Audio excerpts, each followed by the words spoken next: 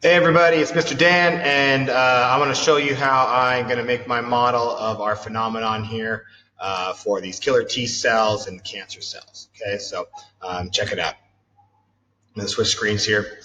Okay, so keep in mind some of these things about how a system and system models should work. Okay, we want to address these questions here. What is the boundary? What flows, cycles, changes, what's stable, and what's important? I hope you can hear me okay still. I had to back away from the computer a little bit. So before we start, a few more questions to go along with this right here that I want us to always consider. First thing, when we're making a model, we want to just ask the simple question of what are the parts?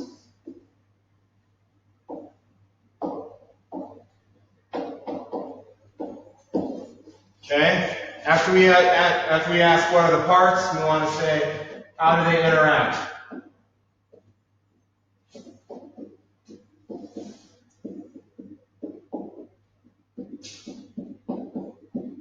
Or, this is about relationships.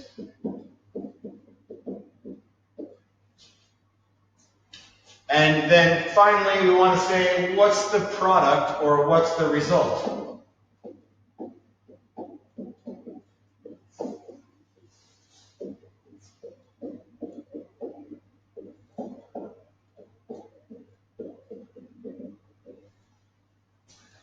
Okay, so these are three pretty simple questions that we can ask ourselves, and this is going to help us a lot in creating a good model. Right? Depending on where you set your boundary or how close or how far you're looking at it is going to affect your answer for a lot of these questions as far as flows, cycles, change, stability, the parts, the interactions. All that's going to change depending on how you're looking at it, maybe from what angle or what perspective you're viewing this from. And this is going to change for us as we go through this course. We're going to learn more about it, have a different lens to look, and so our answers might change to these questions as we go through. But for now, we're trying to make a really basic model, and so when I make my model, my model should answer these questions here. So I'm going to get started. The big parts that we really want to think about are maybe the cells that are going to be present. So we have healthy cells, and we have cancer cells, and we've got the T cells. So I'm going to draw those.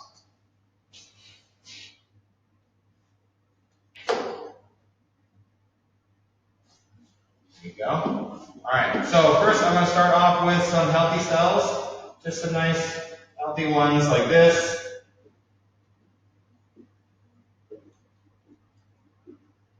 Okay, and then I also need to have some cancer cells present as well. And so I'm going to show a cancer cell like this. I'm going to erase this one here, and I'm going to call this one a cancer cell. Okay, and I'll note this as a cancer cell by putting a C on it, right? So C for cancer.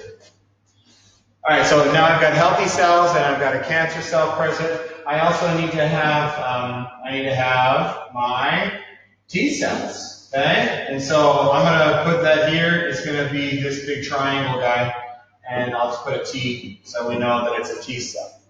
So here are some of my most important parts, and now I want to address how are they going to interact with each other.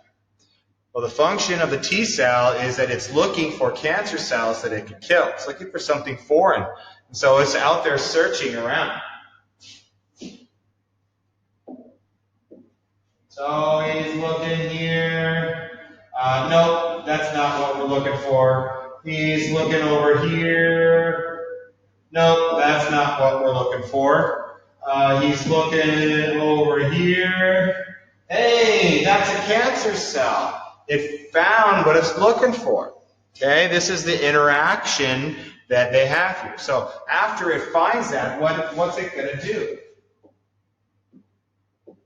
Well, now that T cell, when I redraw it, it's going to have an interaction with the cancer cell. Okay, cancer cell. it's going to destroy that. That's its job, is it's going to destroy that. So how can I show that? Well, I'm going to be a little bit silly about it. And I'm going to draw, check it out.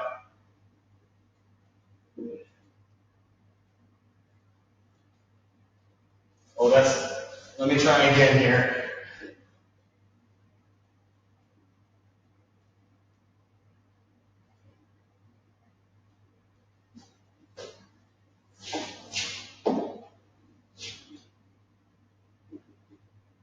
Okay, so this is the poison.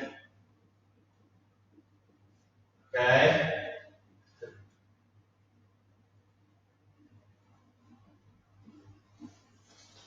All right, so that T cell, it's going to attack the cancer cell in order to kill it, and it's going to do that by delivering a poison, which comes in the form of a protein cytotoxin. Okay, and so it's going to deliver that to it, and the result here is that we're going to have a dead cancer cell.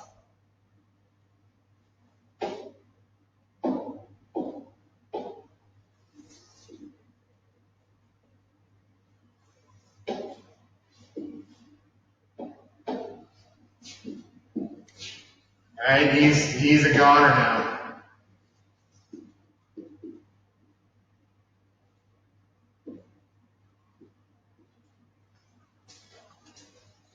Okay, and that's my model that I'm making to show what's going on in the phenomenon video. So you guys are going to make your own. I hope this is helpful for you. You can add as many details as you want. You can make your cells look as realistic or as cartoony as you want to. That's all up to you. But this is my model. Hope you like it. Good luck, guys. See you next Thursday.